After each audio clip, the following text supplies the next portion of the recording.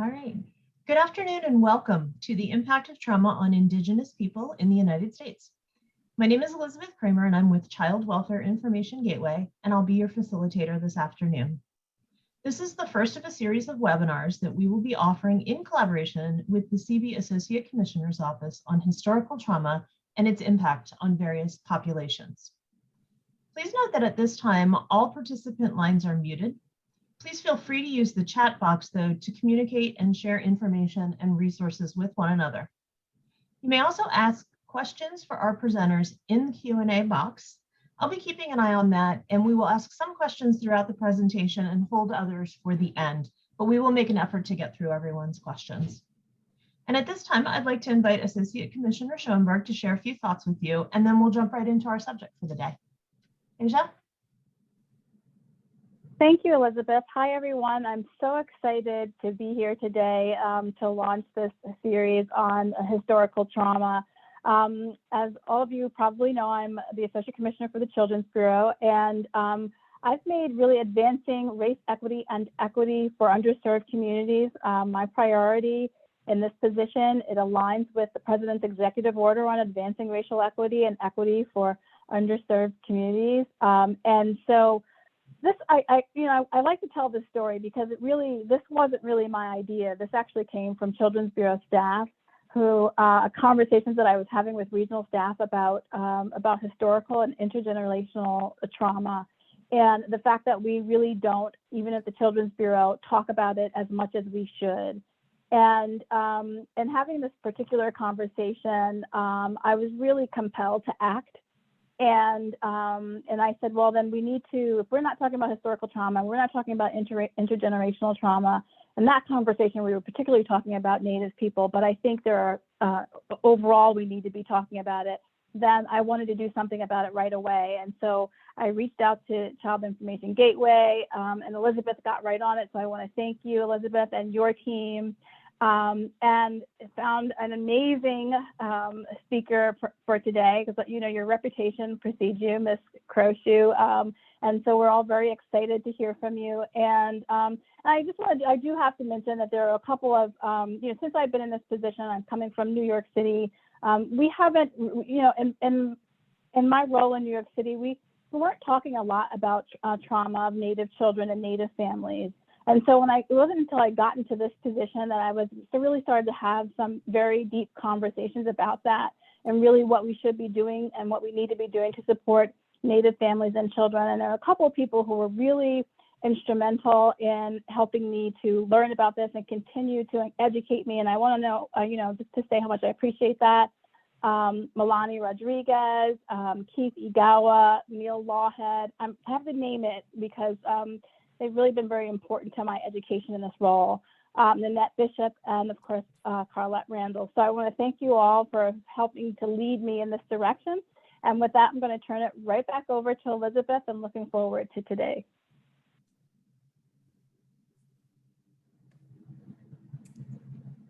There we go.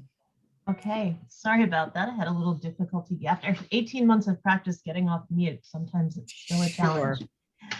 I'm going to introduce myself, and then I'll have Jackie introduce herself and provide an opening for our gathering today.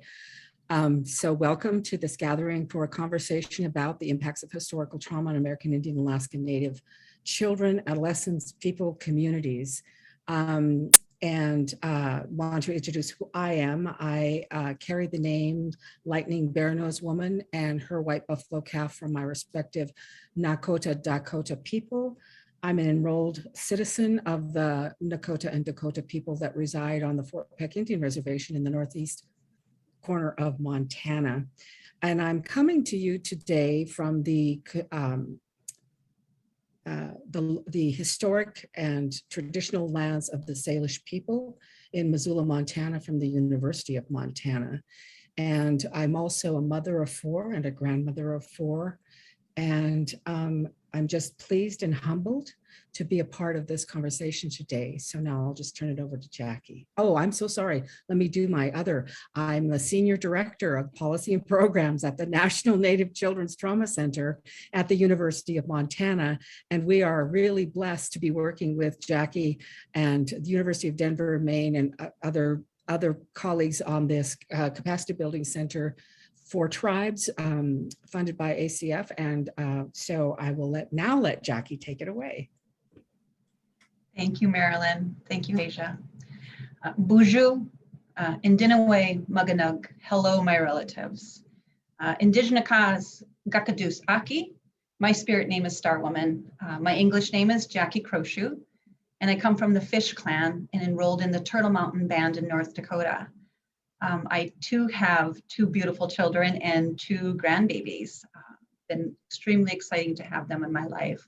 But I really want to just take a moment and welcome each and every one of you to this call today.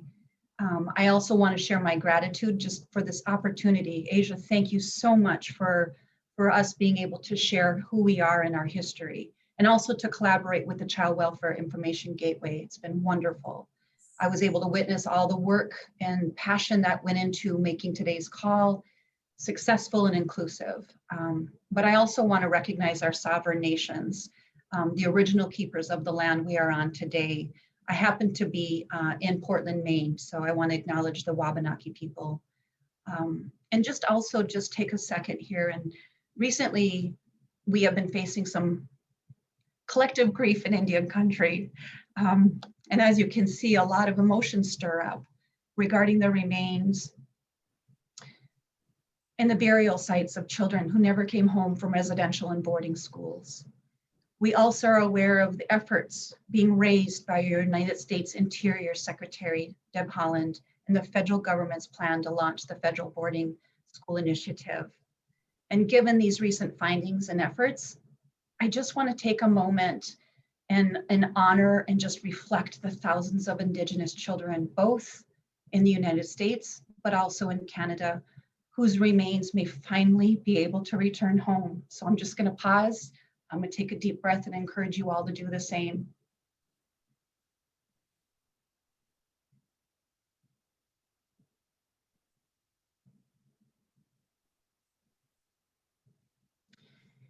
At this time, I would also like to call our spirits to be with us. I'm reminded by my elders to always call my spirit, Gakadus Aki. I notice when I do call my spirit, my ego wants to jump in, and then comes my anxiety if I don't call my spirit, and then some doubt and fear. So always call your spirit, call your names, to look within yourself, just to guide you in your day, but also walking through the content that we're about to hear today. Some of us Indigenous folks, this is just another reminder of the pain that our ancestors and our parents and our relatives have gone through. The work we do and the conversations we are having is critical to how we move forward and make changes. For us as Indigenous people, we often see our work in child welfare being our families. They are our relatives. We say Indinaway, Maganug means my relatives, or in Dakota, Matakiawasan, all are related. So with that said, let's enjoy our time together, and I thank you all for being here. And I'm going to turn it back now to my beautiful sister, Marilyn, to guide us. Miigwech. Thank you, Jackie. Slide forward, please. So we're going to do a little exploration. And as Jackie said, it was wonderful. Thank you, Jackie, for having us call our spirits in, because it can be a little triggering, but actually most of the information that we're sharing today shouldn't be too triggering, but please, if you feel like you need to talk to somebody, reach out. Take care of yourself. If you need to leave the presentation, I won't take it personally, none of us will, but take good care of yourselves. So why do we need to talk about historical trauma in the context for American Indian Alaska Native people? Partially because there's many reasons, but I'm just going to talk just briefly about 2 or 3 of them. It's still relevant today, right? Our history continues to impact our children, adolescents, and our family well-being, our community well-being. And it really impacts service relationships. So if you're a Head Start teacher, or you're a primary care provider, or you're a school teacher, whatever role you play in a community, in a tribal community, and that includes not just rural reservation communities, but urban settings where American Indian and Alaska Native people are served, it really does have an impact on how mutual those relationships can be. So that's a pretty big reason, couple of big reasons why we really continue to talk about historical trauma. Next slide. So today it should be pretty low key. We're going to define historical trauma from a couple of tribal American Indian researchers. We're going to look at the historical trauma experiences of American Indian and Alaska Native communities. We'll look at some basic findings around historical trauma research in Indian country, identify current impacts of historical trauma for American Indians, and then conclude with some real conversations. So we'll be participating and thinking about, and I will be asking some open-ended questions that really do address some of how do we use protective factors to build the resilience of our staff, our students, and our families and our communities. Next slide. So let's define historical trauma. Just for American Indian people, what does it mean? I want to make sure that all of us know, especially for the Indigenous people that are on this call, that I can't remember how many federally recognized tribes there are anymore. It seems that daily, which is a good thing, daily it changes, but there is over 600, I believe, something. Perhaps in the chat, if somebody actually knows the number, that would be great to put there. There are over 600 federally recognized tribes and somewhere between 200 and 300 state recognized tribes in the United States alone. And each of those tribes have unique languages and cultures and societies and spiritual ways of being in the world, cultural ways of knowledge and knowing, and living in society. And before contact with Europeans, those societies, those individuals and families and communities were robust, healthy. They, of course, had some challenges around sometimes, they had natural enemies and there was natural diseases that impacted them. But on the whole, they were a very robust society that really was very collective, and we'll talk about that in a minute, and provided mutual aid and mutual support to one another. What they do have in common, however, is the experience of colonization, the experience of Europeans coming to the shores of this country, first on the Europeans from the Eastern Shore, and then the Europeans from the California for the gold rush, that really greatly impacted the well-being of American Indian families and communities, and we'll talk about what that looks like.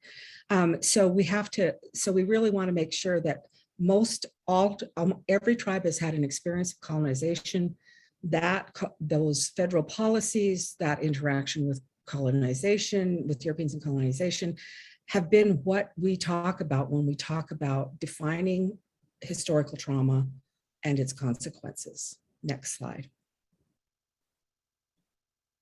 So reminding everyone that the conversation around historical trauma is truly political. It is about the US federal policies, as I said. It's about the relationships that the upstart little country called the United States of America negotiated, made treaties with these sovereign nations. Today, we still don't just have an ethnic or racial identity, we have a political identity, and we have a special trust relationship with the federal government. And so that's how we have to really conceive of the idea of historical trauma from that political lens. And of course, there's a psychological lens. Was there really an impact on our well-being from what happened to my great-great-great-grandmother? Is it still impacting me today? And that's a little bit what we're going to look like today. Is it still impacting my psychological and emotional and physical well-being? Not yet. Go back.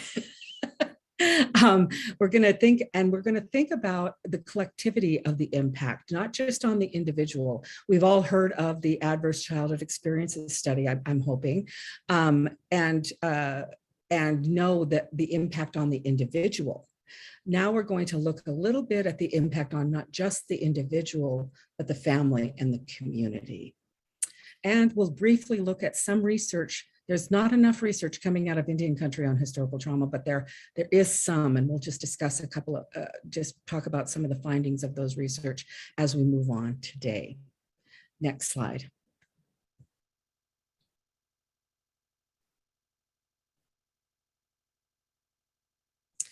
There we go. Again, reminding ourselves that these tribal societies were complex. They, they had rich relationships. There were roles for women, men, young men, old men, young women, old women, children, elders, warriors. It was a very complex way of being in the world.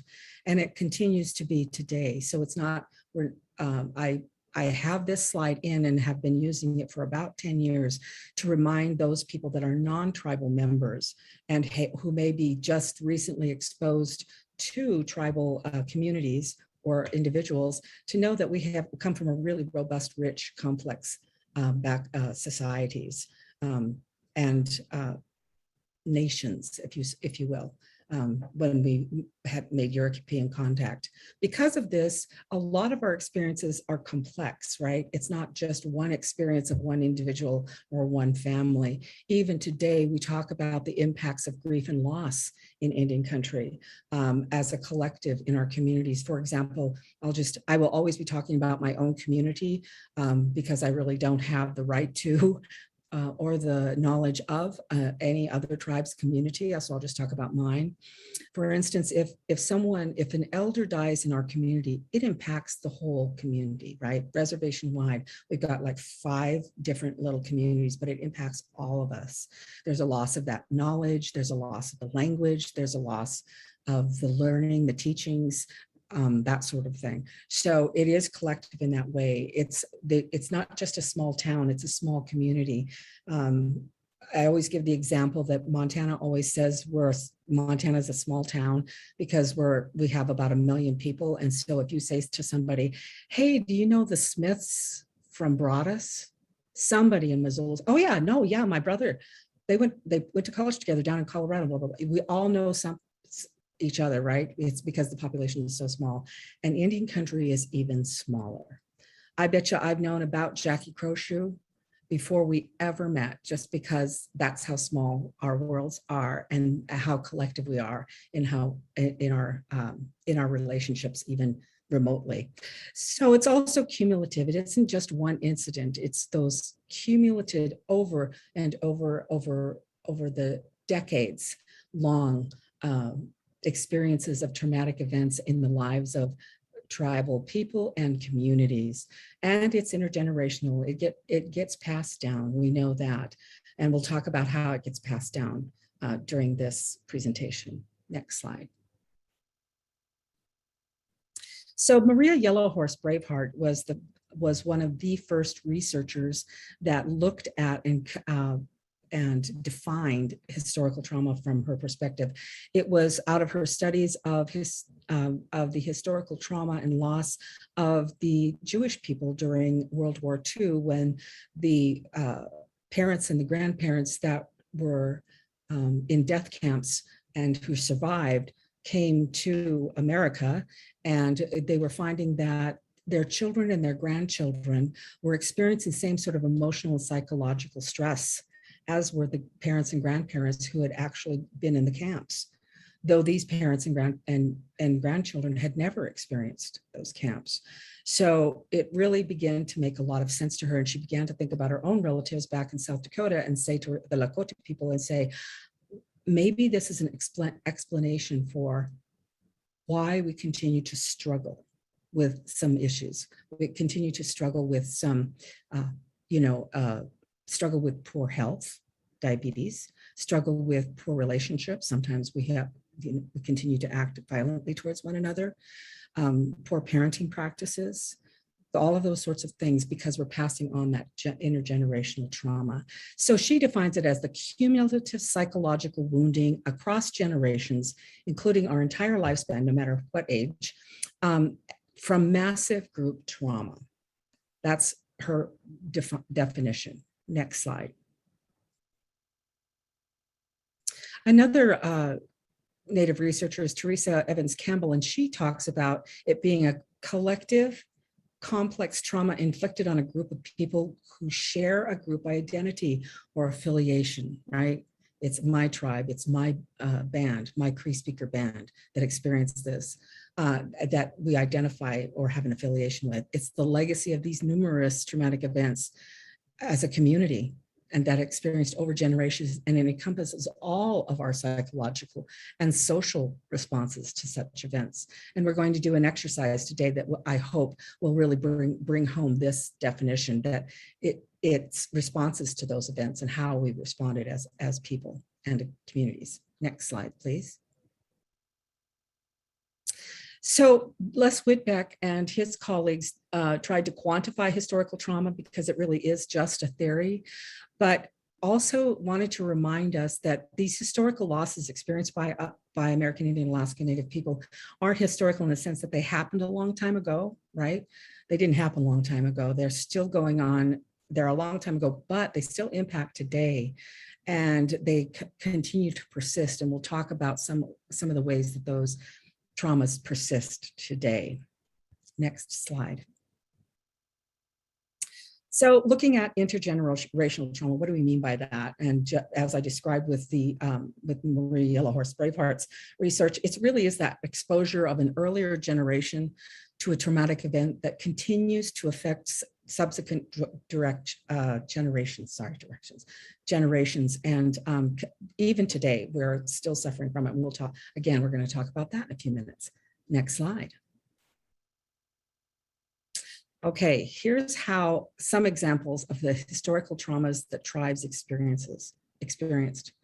So nearly all of us know this sort of broad brushstroke history of American Indian people who died from smallpox and who were given blankets infected with smallpox in order for them to try to, it was our first version of chemical warfare, you might say. So many of us, we didn't have the immunity to the diseases that the Europeans brought to our shores, to this continent, and so many of us died off. There are groups of Indigenous people that literally do not exist today because of those sorts of diseases and policies.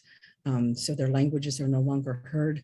Their spiritual knowledge, their cultural knowledge, their natural science knowledge is lost to us. There's always starvation that happens. I'll just talk about Montana. Each of the tribes, there are 11 tribes and 7 reservations in Montana. And each of us have experienced, our relatives have experienced what is known as a starvation winter, where after we were removed from our ancestral land, some of us, and placed on reservations here in Montana, the Bureau cattle wagons didn't make it, and our old people and our young people died of starvation. My own Nakota Assiniboine people, I think I can't remember how many lodges, I forget the history, but there was something like 500 lodges. And by the time that winter was over, there was probably only 30 lodges left in the community. Of course, the impacts of colonization, which all of this is what we're talking about. The forced migration or relocation from ancestral homelands. I just remember a story about an elder, a Salish elder, who lives up on the Flathead Indian Reservation here in Montana. And someone asked him once, why do you have to stay here to engage in your ceremonial ways? Why can't you move someplace else? And he said, because the Songs live here. They live in these mountains. They live on this land. I can't just take them with me. So that relocation migration had a great impact on our spiritual and cultural well-being. And for my people, the Assiniboine people, we migrated down naturally, migrated down into eastern North Dakota, western Montana. And so we have been in that location for about 10,000 years. So that has helped. And we've we're just now revitalizing a lot of our language and knowledge, and it's wonderful. So we might not have experienced that kind of trauma, but we also have became relatives with our Dakota people who experienced that moving over from Minnesota. The genocidal practices, we've talked about that. The boarding schools, it's that really the impacts of generations of families that we're going to do an exercise with to really bring it home, how the removal of those children had such an impact on family and community well-being. Broken treaties, broken trust, right? Depending on which source you look at, there are over 400 broken treaties made between tribal nations and the US government. And those broken, I should have said there are over 400 treaties made. And of those over 400, depending on your source, none of them have been fulfilled, not one. The loss of children, not just at boarding school, but during the 50s and 60s, child welfare school continues to be a legacy in our tribal communities. We continue to distrust child welfare. It is not seen as a helpful organization, even though many of our tribal members are relatives that are working for those agencies. We still understand that as a traumatic reminder, a trauma reminder. The criminalizing of our spirituality went underground, so access to healing ways was not, we weren't able to access it. It became like one family in my tribal way of being. We have bundle carriers, and the bundle carriers would go underground, and so only certain families had access to that kind of spirituality, knowledge, and healing, and the rest of us didn't, whether we chose to or just didn't have access. That's changing today, which is wonderful, but it's been a long, long time coming. And of course, the removal and forced, I would have to say, incarceration on reservations, unable to leave to provide for families through hunting or gathering or other practices by tribal nations. Next slide.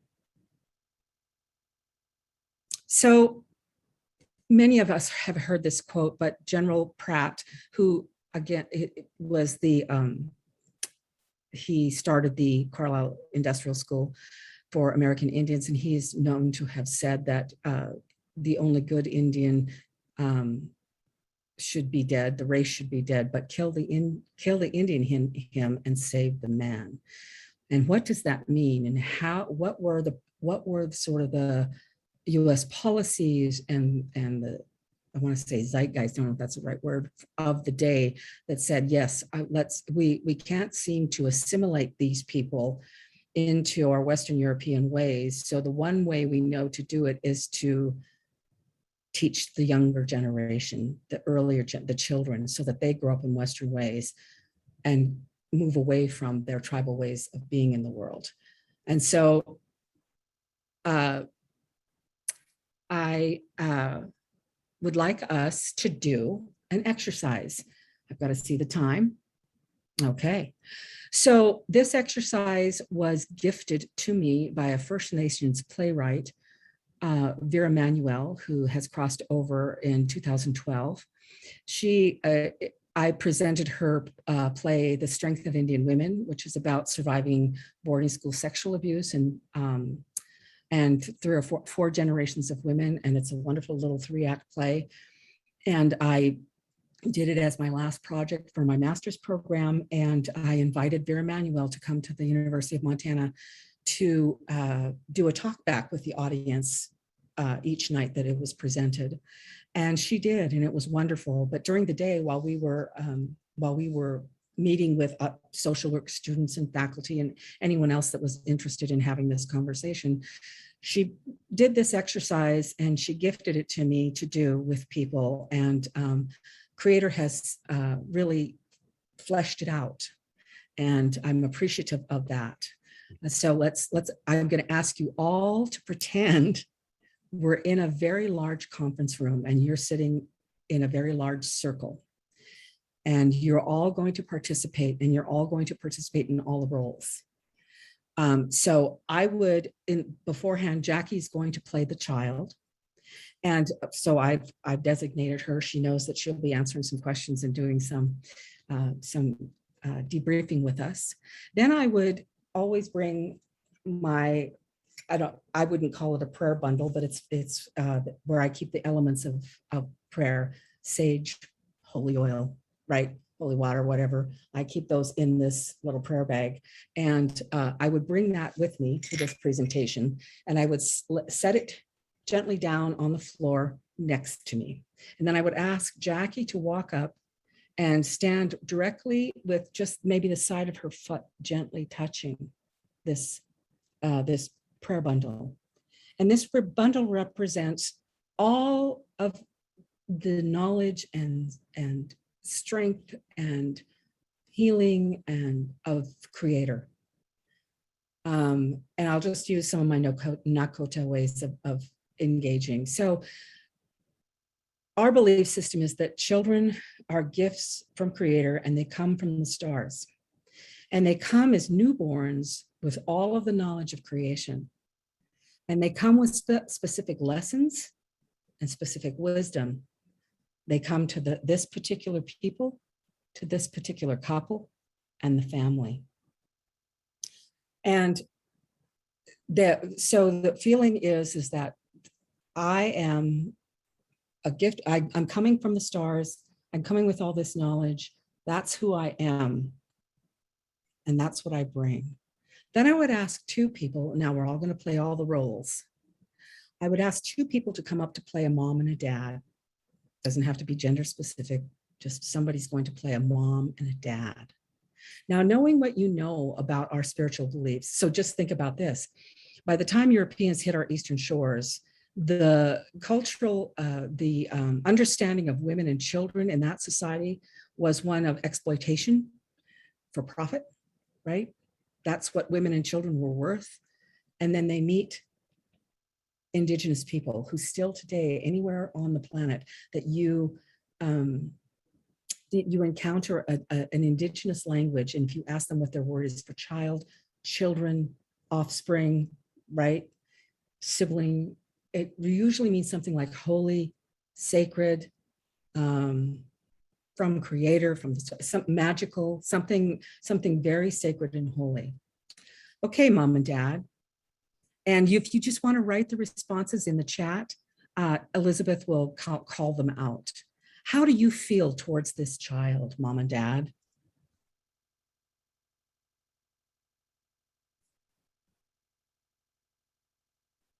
Blessed, honored, yes. Humbled, yes. Right? Humbled, this gift came to us, right? For some responsible, that's right. For some reason, the Creator has said, I gift you with this child. I gift you with the responsibility of the well-being of this child. I also gift you with the knowledge that they have lessons for you, right? Yes, grateful, honored, right? Protective, full of joy and anticipation. That's right. Excellent. Thank you, guys. Then, as you sit in your circle, I would ask grandmas and grandpas, maternal and paternal, to come up and stand around this child. Okay, grandmas and grandpas, how do you feel towards this child?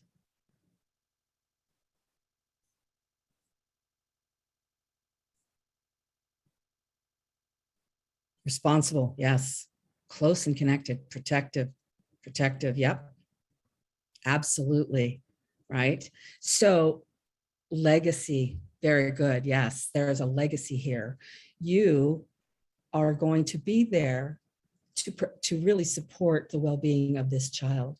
You're going to teach her the medicine ways that you know, that you have the privilege and responsibility for the tribe to teach. You're going to teach her the spiritual ways and spiritual ceremonies of the women in this community. You're going to teach her the keeping of families, how to keep the family well and healthy, and how to nurture. Yes, Creator has honored us with knowledge that our people go on, that my particular bloodline goes on. There might have been some fear if that I wouldn't be able to do enough, particularly if I was a sickly elder, right? I might not be here to do it right. But yeah, that's, yep, awesome. So then we process that. That's how you all feel. And then I would like to ask the aunties and the uncles, and I might say, why don't like 15 of you come up, aunties and uncles, and come around this child and think about what this child means to you. Now, usually in real life, in a conference room, everybody starts to line up, right? Because they think they've got to be there for the audience, and they go, oh, no, no, no, no, no, no. This isn't Western civilization, Western way of being in the world. We're doing, come around this child, come around here in a circle. The aunties and the uncles are encircling the grandmas and the grandpas and the mom and the dad and the little girl whose name is Lightning Bear Nose Woman. How do you feel, aunties and uncles, towards this child? Unconditional love. Like a, yes, like a parent yourself, you know you have a role in life of this well-being of this child, right? Joy, pride, yes. You all, a certain responsibility, very protective, right? You know you're going to have a role in their life. You're going to have a teaching role. You're going to have a role of protection. You're going to be the auntie moms and the uncle dads for this child. Oh yeah, a sense of hope too. Yeah, and joy, absolutely. Oh yeah, maybe some adventure. Can't wait to get that little girl out doing things, right? Yes, we feel that joy and expectation, but responsibility, and really appreciating our role. Then I would, okay, we've done that. Then I would say, okay, let's get 20 elders to come up. 20 elders come up to the front of the room and make a circle around this family. So we've got elders, we've got aunties and uncles, we've got grandmas and grandpas, we've got mom and dad, and we have the baby. And I would say, all right, elders, how do you feel towards this child?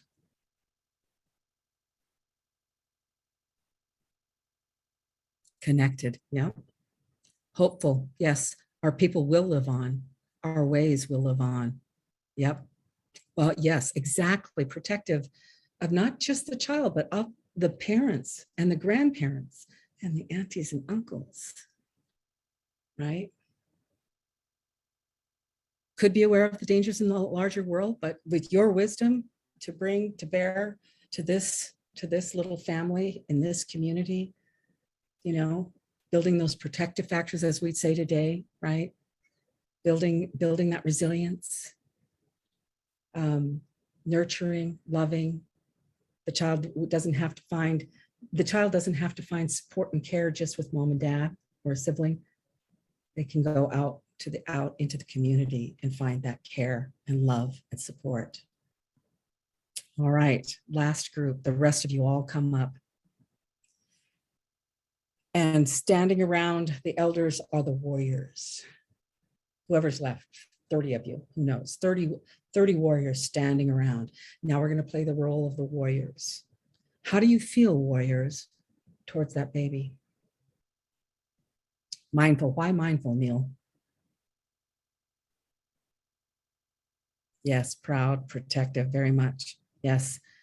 As the warriors, right, you have the responsibility of protection, not just for that individual child. Completely committed, love that. You have to protect the elders. You have to protect the aunties and uncles. You have to protect grandmas and grandpas. You have to protect mom and dad so that that child can be protected and raised and nurtured and loved. Yes, thoughtful, how to be most protective. In a community like that, Jackie, how do you feel as the child? Let's say you're 4 years old. I feel safe and I feel protected. Safe and protected. Things And like are familiar. Yeah, things are familiar to me. Mm-hmm. And it like you matter. You too have a role, right? You've been taught. Go back, please. Slide back. or unless I have to move on because of time, I'll try to do that. So then about this time, I would pull Jackie out from the middle of the group. Now feel what that would feel like, being pulled out from the center of this circle of community. And she would go off somewhere where you couldn't see her. Now that was the boarding school experience. Children were removed, sometimes, most often in the early days, where parents didn't necessarily know where they were going or why they were being taken, right? Some of the parents had children who went away, as we know, from Canada, and now our own experience with boarding schools here in America, and they never came home and they never knew why. That was what's so hard. Those babies died there and nobody told them that their children had died. And then they also began to think about that kind of loss. So now how do you, as a mom and a dad, or grandmas and grandpas, or aunties and uncles, or elders, or warriors, how do you feel about that removal?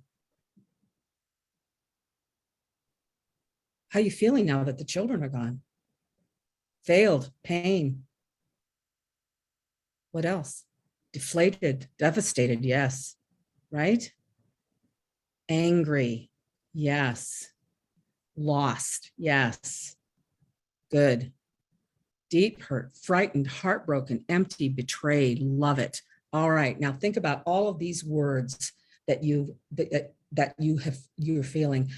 What do people do to cope with that kind of trauma, that kind of loss? What kinds of thoughts, what kinds of emotions, and what kind of behaviors do we engage in?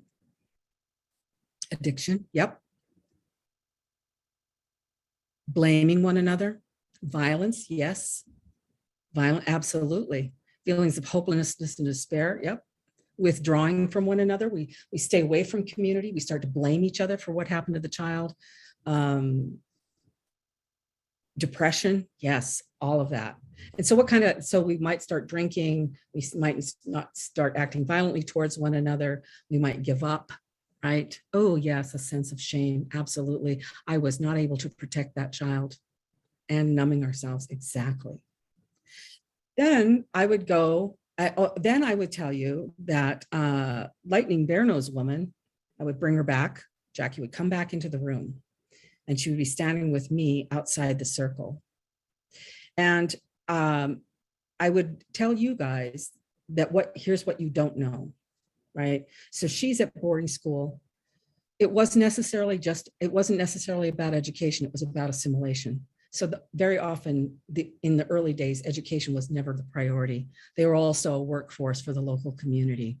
And so they experienced deprivations of food, of warmth, not just physical warmth, but emotional, spiritual, and psychological warmth, deprivations of clothing, relationships to their siblings.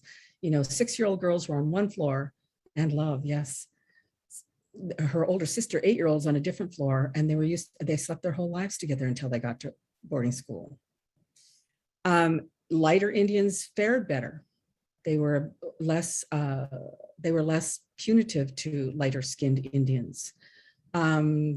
Different tribes were brought together. Some were historical enemies. Many experienced physical abuse and sexual abuse. So all of everything that you've ever heard about boarding school has occurred to Miss Lightning Bear-Nosed Woman. Now, she doesn't come back as Lightning Bear-Nosed Woman when she comes back to you guys. She comes back as Jackie, because that's her Christian name now. And Jackie doesn't remember much of her language, because now she's like 16 years old and she left at 5. And she has been brainwashed basically to believe that her ancestral ways, either speaking the language or engaging in ceremonial ways, are pagan at best and of the devil at the very, very worst. So she comes back at a time when maybe you guys are gathering from some sort of cultural event, and she poo-poos it in her heart, and you can tell. But she's also been sexualized in her behavior towards men. And so she might come back into the community, into a gathering, and she acts inappropriately with the uncle. And it shames that uncle, and it shames her mom and dad, and it shames her grandparents. And she may not know how to culturally and appropriately and respectfully address an elder. And that brings more shame and creates some anger. Now, how might you feel, Jackie, with all of that rejection? I feel alone. I feel isolated. I feel angry, scared. Yep. Loss of a sense of belonging. Yep. Yep. And how do you all, parents, grandparents, aunties, uncles, elders, and warriors, how do you feel towards her and the way she behaves in your community? Confused. Good. Heartbroken. Why, Keith?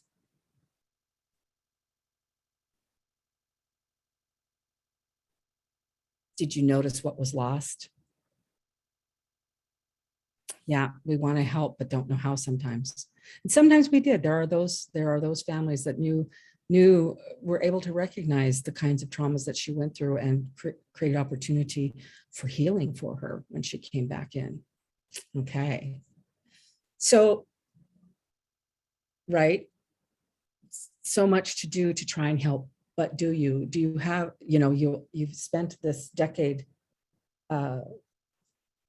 coping potentially with unhelpful coping strategies that are now impacting the way you interact with each other. And now she comes back and it's going to impact the way you interact with her. So now let's imagine that Jackie meets Joey, and Joey might be from a different tribe, but has had the same experience that Jackie has in boarding school. And they come together and form a little family of two, and they have a child. What do you suppose happens with that child? How are they able to parent? If Jackie's isolated when she starts to parent and doesn't feel like she can reach out to her mom and dad or her grandma and grandpa to help in what do I do now? What do I do with this behavior? How do I? Yes, they have not experienced the cultural nurturing parenting ways of their tribe. That's been annihilated. And now let's do that for generations of American Indian and Alaska Native people. Right. So now we have to bring Jackie, or Lightning Bear Nose Woman, back into the group. And if I'm in a large room, I've been in spaces where people have had hand drums and they've done honor songs. And as they start to drum, they begin to bring her back into the middle of the circle. And it is representative of healing, of restoring to wholeness, of restoring relationship, restoring of community. And sometimes there's just been a grandma that's just come out of the circle and grabbed her and hugged her and pulled her back into the circle. But knowing that today, what tribes are actively doing is doing that. They're finding ways to bring one another back into the circle of community, back into the circle of healing, back into the ways of being in the world that are nurturing and loving and provide a solid foundation for building protective factors, if you will, for healing of ancestral trauma, healing of current traumas, that sort of thing. That's the boarding school. Thank you everyone for participating. Now, can we go back to the Maria Yellow Horse Braveheart slides, Elizabeth? Yes, that was not me trying to rush you along. That was okay. My computer doing something. Okay, great. Thank you. This one or further back?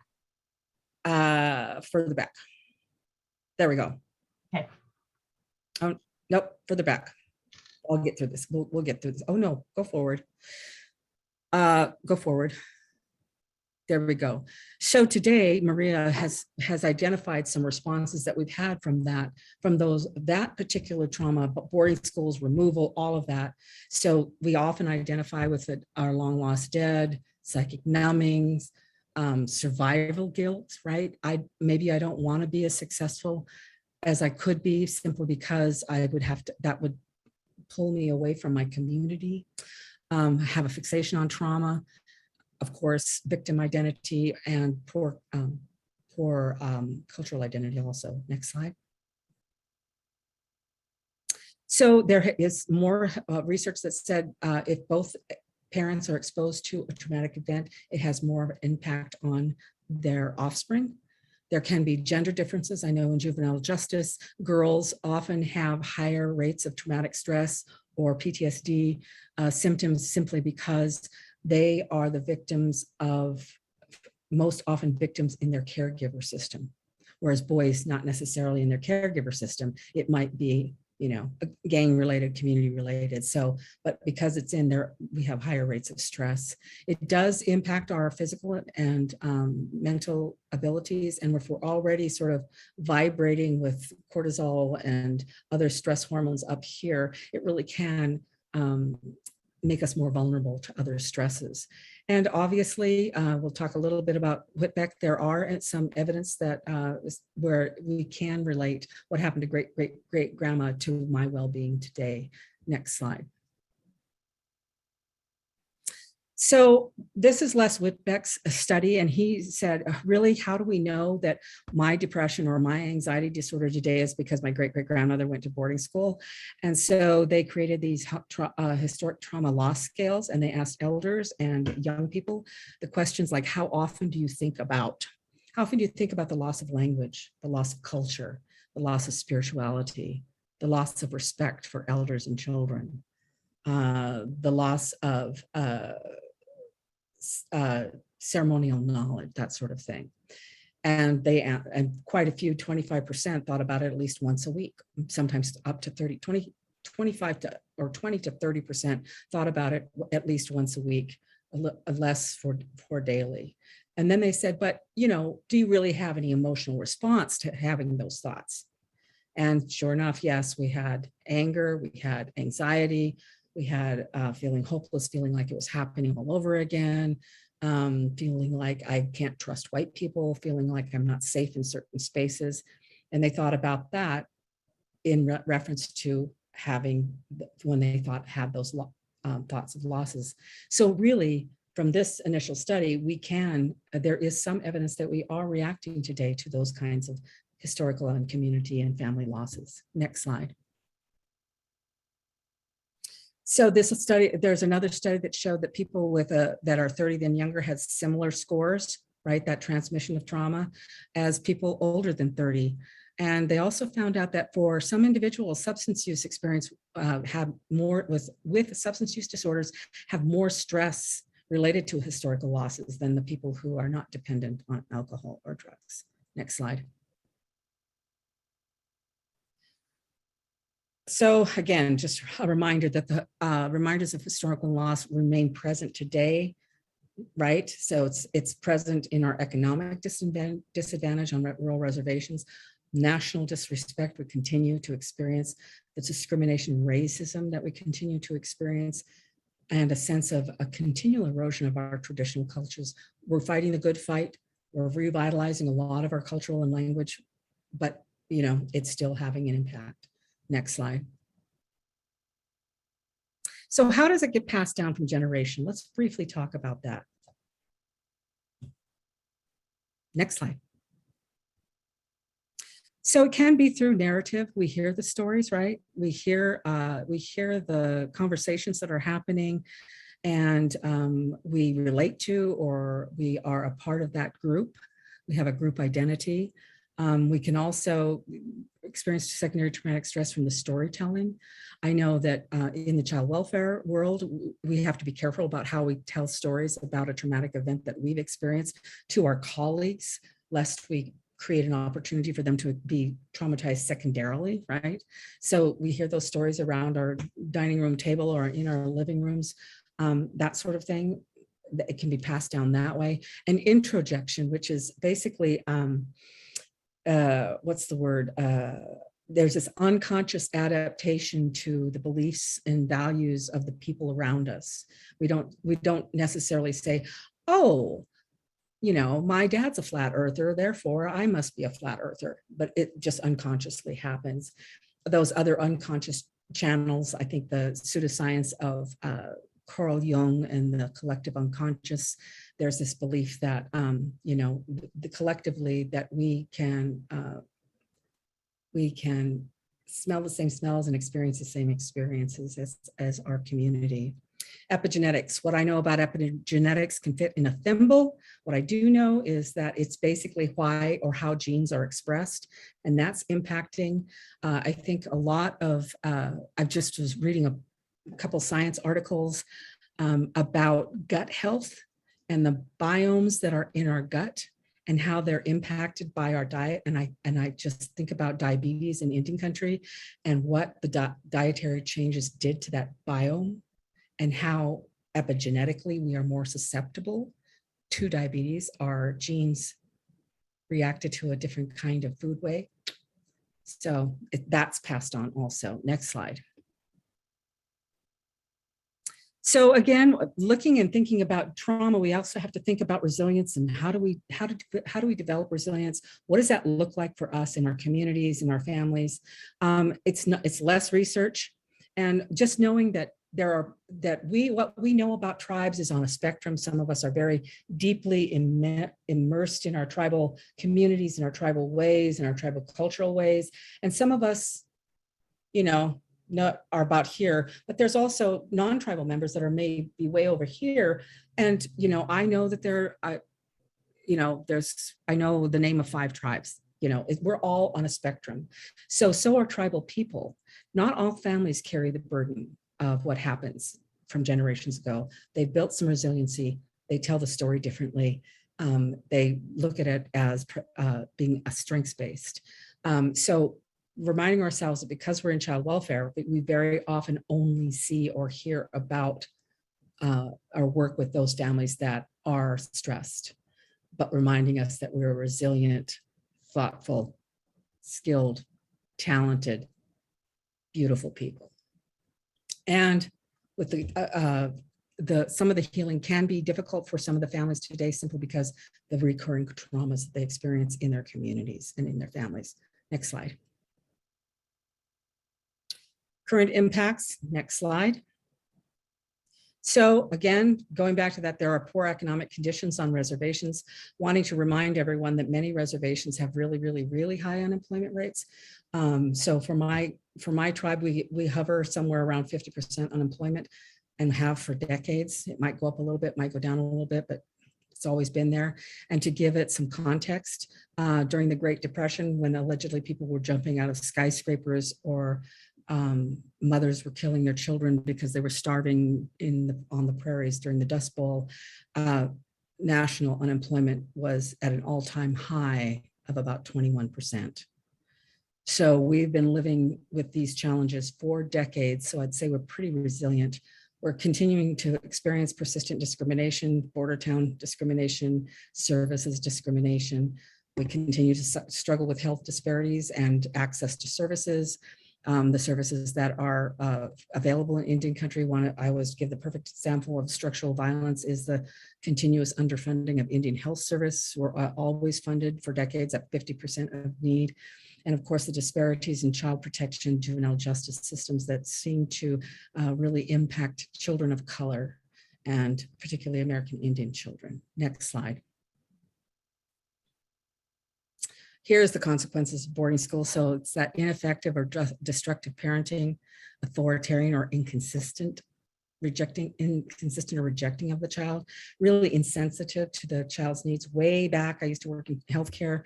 I was working for IHS clinical side, and I can remember walking out into the waiting room and often seeing babies' diapers who were so wet they were hanging down below the little toddler's knees. And I would think to myself, because I didn't know anything about trauma, I would think to myself, can't she see how wet that diaper is? Because we also provided diapers for people to be able to, right? Not understanding a thing about trauma. Lack of parental bonding or involvement, obviously poor school relations, some unhealthy family norms, and weak ethnic identities. Next slide. This is a quote from a Lakota Dakota woman who says that I feel like I've been carrying a weight around that I've inherited. I have this theory that grief is passed on genetically because it's there and I never knew where it came from. I feel a sense of a responsibility to undo the pain of the past. I can't separate myself from the past, the history, and the trauma. It's been paralyzing to us as a group. Next slide.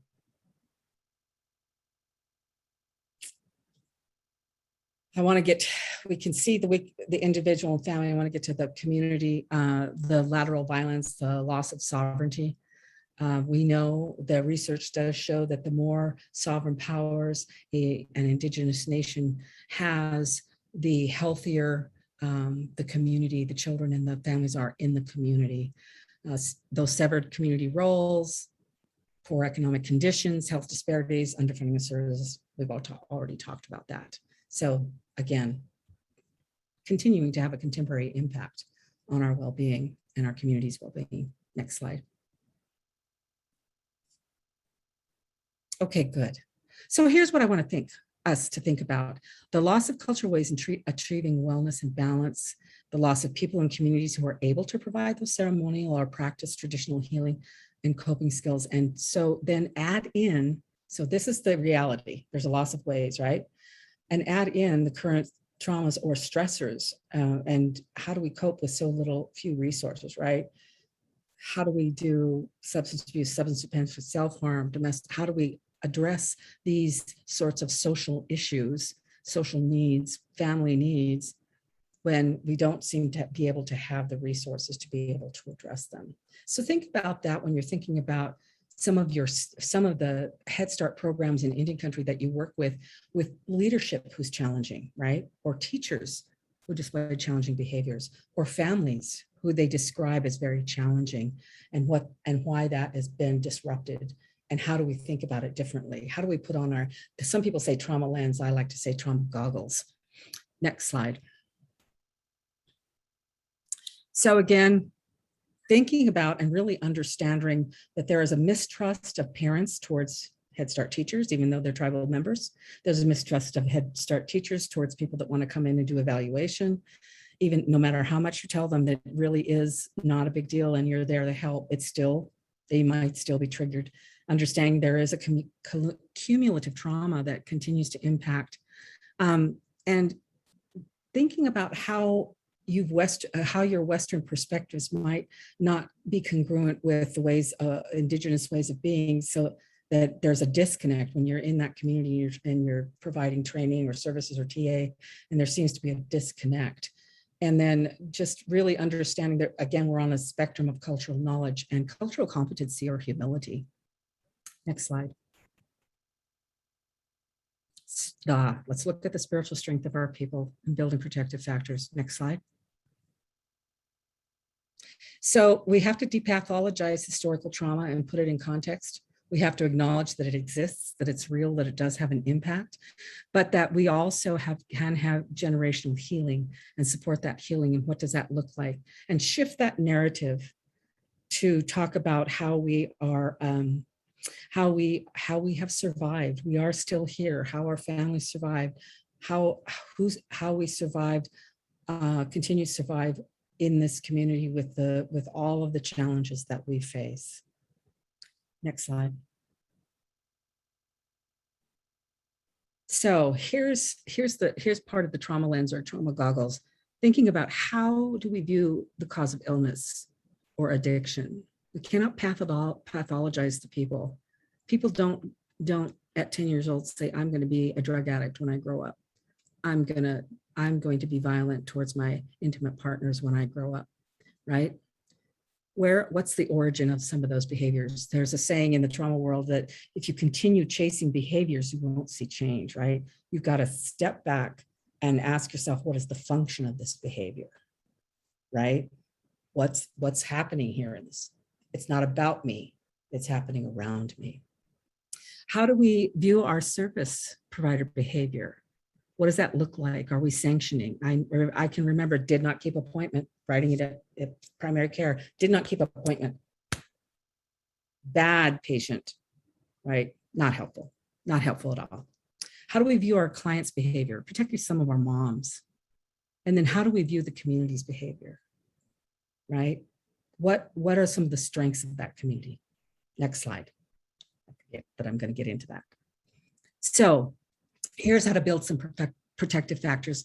Feeling connected to the tribe, having our Head Start programs or our agencies really sort of try to connect to the tribal events, tribal social events, tribal cultural events, and that sort of thing, really reflecting cultural identity within the context of that program or agency. I've worked with schools also. I've walked into school districts in Indian country, and I would never know that I was in a community of Indigenous people.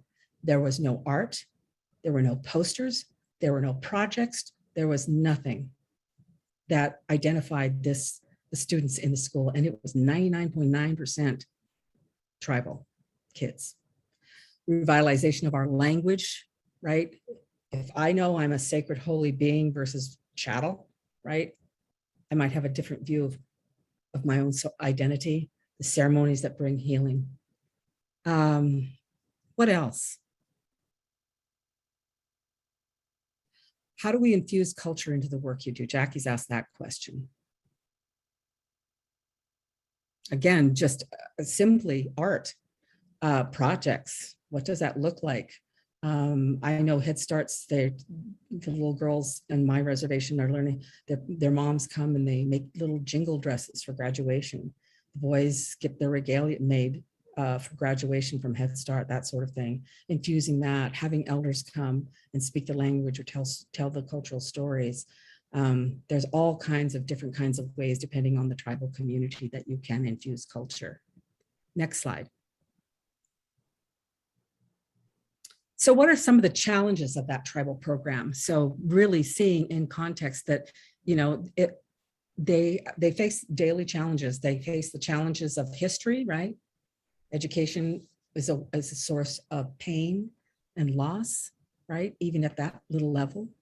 But also, what are the strengths of that tribal program? And really lean into the strengths, really think about what that looks like for that community that you're providing TTA. And then, you know, finding out in the community, hey, what's worked in the past? How is family engagement? How were you successful in family engagement before? Well, listen to those stories. Maybe revisit those strategies. What are the principles that are going to guide your response to the needs of the tribal program leadership and staff as they try to fulfill? And that means really exercising some cultural humility, going in as learners, going in as someone who's coming alongside, not someone who is there to teach so much as to learn, right? And listening is learning. And this work is difficult work, you know, encouraging Head Start staff or whoever, regional staff, national staff, to be able to say, how do you support yourself in order to be a support to others? Next slide. So just reminding ourselves that disparities continue to be of concern, particularly access to eye exams for the littles, hearing exams, cognitive assessments, that sort of thing, access to those services. Still a great distrust to state and federal agencies. It seems to still permeate through Indian country, and we continue to encounter institutional racism from the very systems that are meant to serve us. That's part of that lateral violence. It's like, if I always talk to child welfare workers that work in Indian country. You might be their relatives, but you are privileged because you have a job and they don't.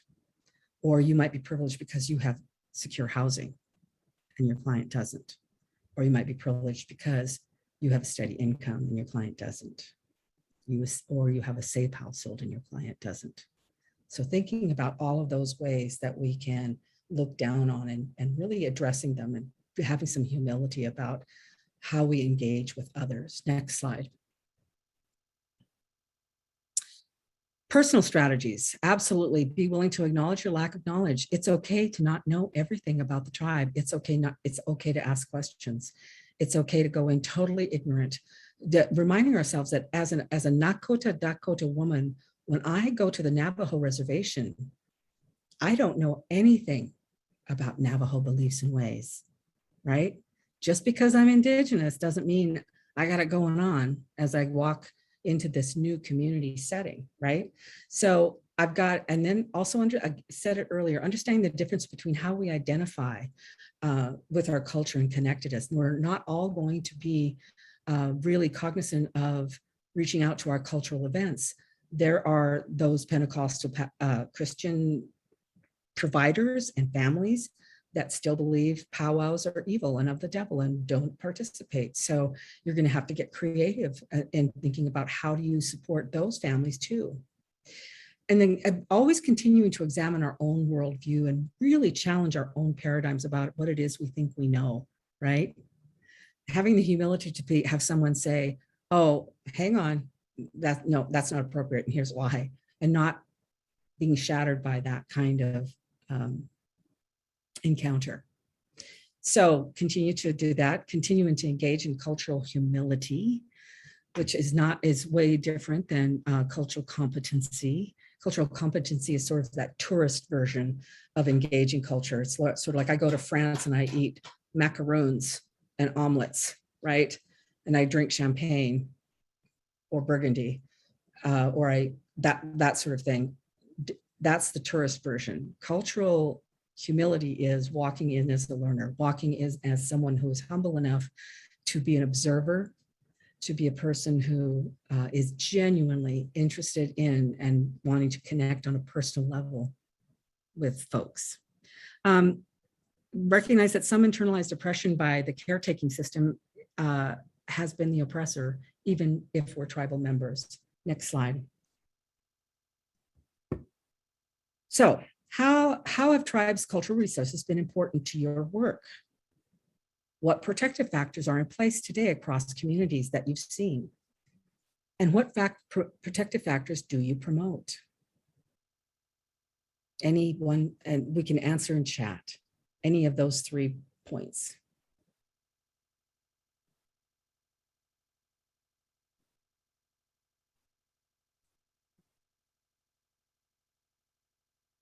Ensuring culture isn't an afterthought, but that their systems use their own processes and spiritual practices. Yes, Neil, thank you very much.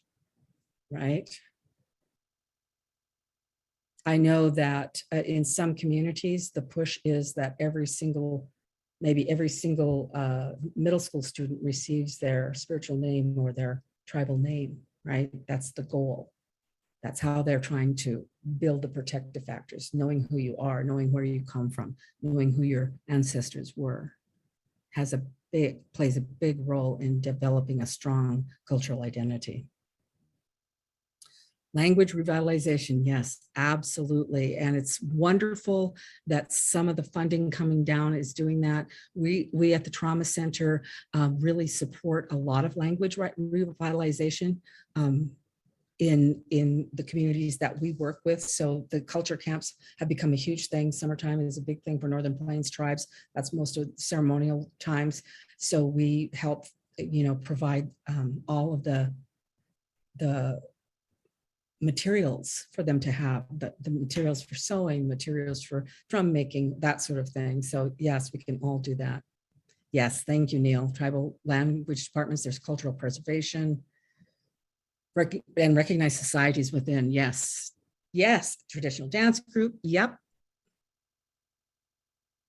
Oh, I love it, Stacy. Encouraging grantees to comply with regulations in the context of meeting their community goals, right? What's your goal for this child in this program or this family in this agency? What's your goal, right? Ceremonial healing, always, yes.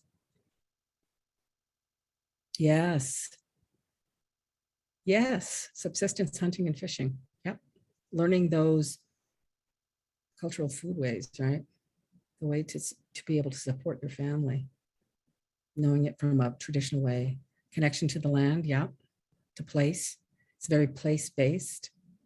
So even though many tribes now have been moved to a different homeland, they have created a sacred land in that space that they continue to occupy now. Oh, cool. Supervised visits during foraging outings. Cool. Brilliant. Okay. Next slide. Final considerations. When you're doing this work in Indian country or with any sort of community that's different than yours, a community of color, community of particular cultural ways, you have to be really flexible. You have to adapt your communication. You have to adapt your expectations. It's that sort of like, what are your community outputs that you want that they can become a federal deliverable, right? You need to be able to help support building staff and program capacity for better outcomes. Be willing to make the changes that include accommodating the express needs of that program in that community, right? They know what's going to work. We don't. And it's really, this work is all about relationship. Tribal program leader and staff are always looking for connection. They might hold you back a little bit until they can develop a relationship with you. That's okay. Just go with the process. Yeah, we're always looking for allies who are willing to do that long-term commitment to their success. Not just I come in at the beginning of the grant cycle and I come at the end of the grant cycle, but that continued going into community and developing those community and program relationships. This last TTA Can Be a Ceremony is taken from a book by Sean Wilson, who's the title of the book is called Research a Ceremony. And it's how to go into tribal communities and do research as university people who have behaved badly in tribal communities. And just reminding all of us that when we step into relationship, no matter what the context of that relationship, we are engaging in a ceremonial give and take, of reciprocity, of support, of healing, and of hope with the tribal people and programs that we're working with. And just remind ourselves, this is ceremony. This is sacred. Thank you very much, everyone. That concludes the sort of PowerPoint session. And I believe we have a few minutes for questions and comments. We do, Marilyn. So if you all have questions, please feel free to go ahead and enter them in the chat screen or in the Q&A box, and we'll get to as many of them as we can. While we're giving folks a few minutes to pull their thoughts together and ask any questions that they might have, I just want to take a moment and thank Marilyn and Jackie for pulling all of this together for us. This represents just really a lot of work on their part and a lot of, I guess, a labor of love, but it was really fantastic information. And I just want to thank you both for making yourself available today to participate in this conversation. Absolutely. So again, any questions, please go ahead and put them in the chat or the Q&A or comments that you have. I see some thank yous in the chat box.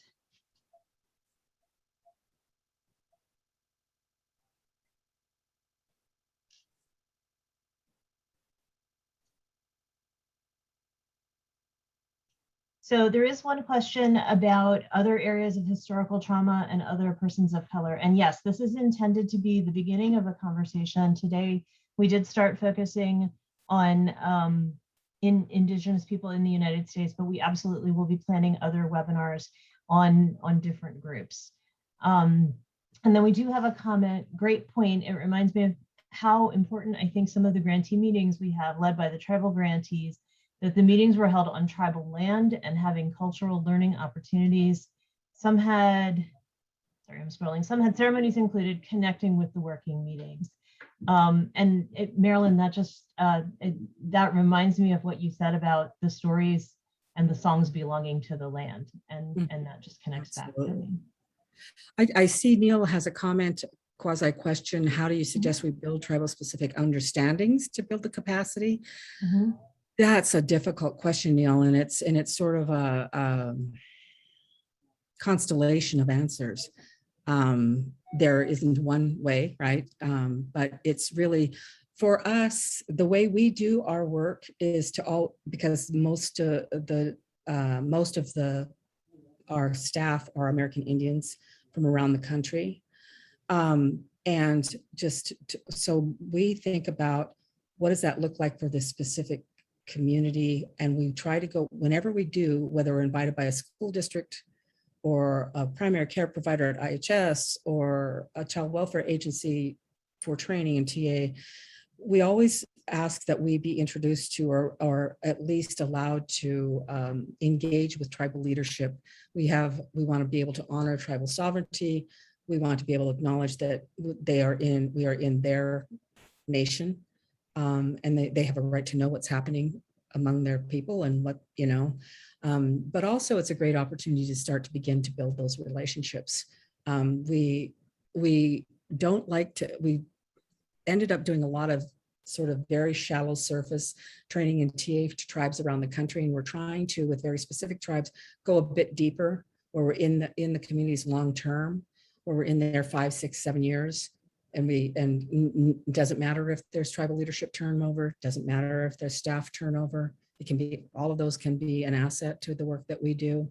But it really is, it's really, again, honoring tribal sovereignty, having at least a rudimentary understanding of historical trauma, having a brief understanding of that government to government relationships that the tribes have with the federal government and the role that the federal government can play in supporting the well-being, that sort of thing.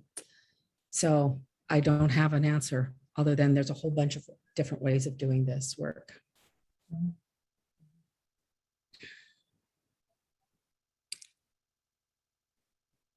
Yes.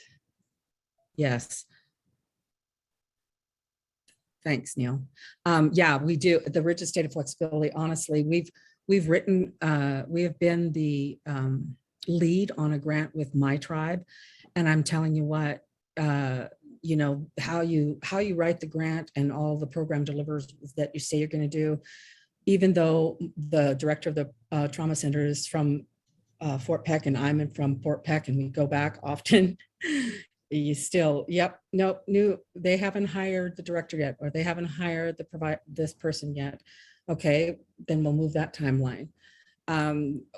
Yeah, they can't do it because they can't do it in this quarter because these ceremonies are happening, and that's okay. We can push it to a different quarter, right? Just thinking about all the different ways that we have to be and can be flexible.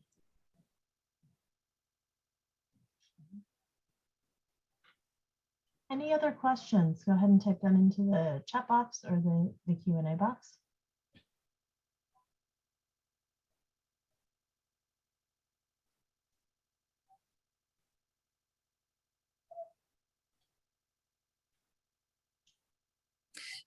Amy, your role as a federal employee can change the dynamic of the room, but you can also do a lot of really good work in developing trust of federal agencies and federal employees by that cultural humility, by that being willing to and wanting and desiring relationship. I think that when we come to the meetings late and leave early, that says we don't care. I think if we, don't try to seek some sort of outside of the meeting relationship, like, hey, what are you guys doing for dinner or lunch or breakfast? Those go a long way. That says you want relationship. You're not just there as a federale.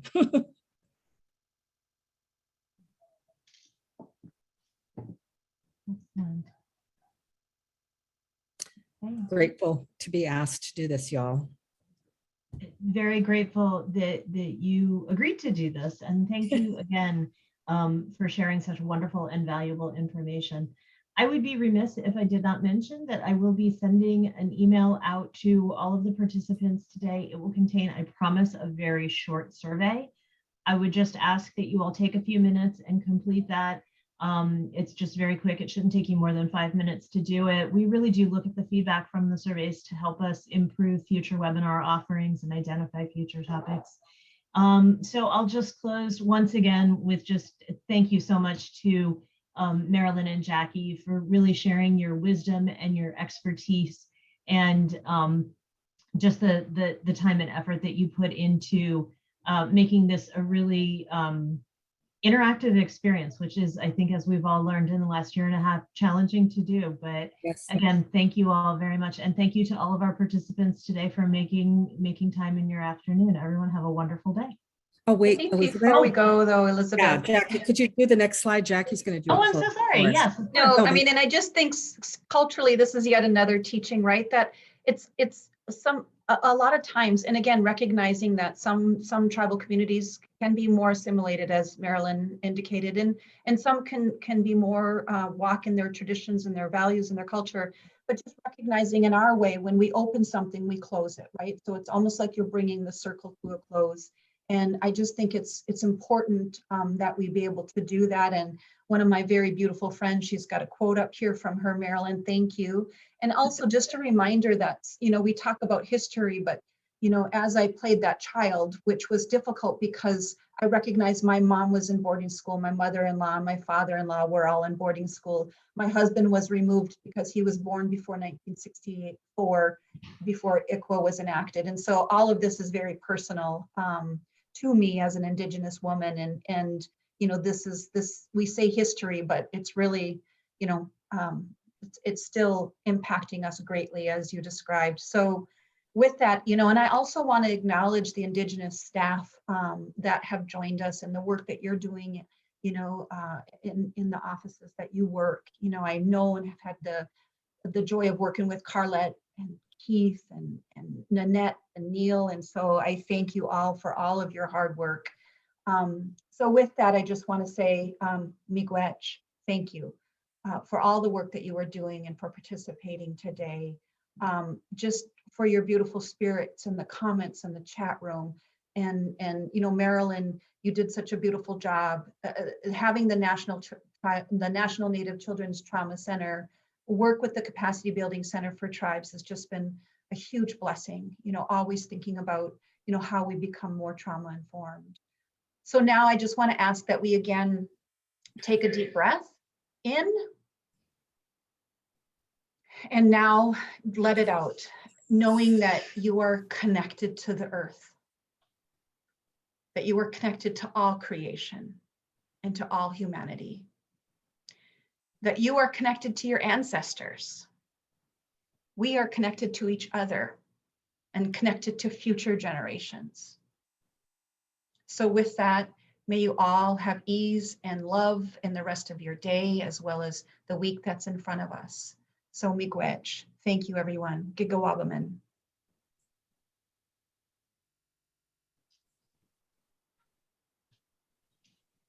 Great. Okay, thank you everyone. Have a wonderful afternoon.